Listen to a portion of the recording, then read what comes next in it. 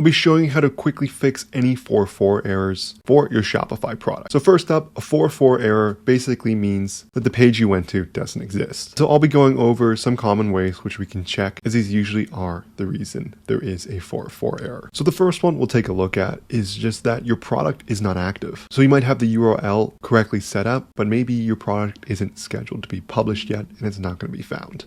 So the way we check that is we head to our Shopify admin. We'll head to products here and you can click on any product that you have. So if I click on this outdoor camping bag, and I can see it's currently archived. So what I'll need to do is click unarchive, and I can see the status is now a draft product. So that means that it's not going to be visible on selected sales channels or markets. So what I'll want to do is set this to active and then just click save in the top here. And so it's going to show an active tag as well, which should be green, making it easily identifiable that it is an active product in your store and should now be visible. Next up is that you want to check that the URL handle is actually what you think it is. And we can check the URL if we scroll to the bottom of this product here and we take a look at the search engine listing. So if you click on this pencil edit icon, it's going to show the page title and the URL handle. So you can change this here by maybe setting it to outdoor camping bag, one word here. So this is going to be the URL it's going to show up. And you might have changed this at a certain point and not realized. What you can also do is create a URL redirect.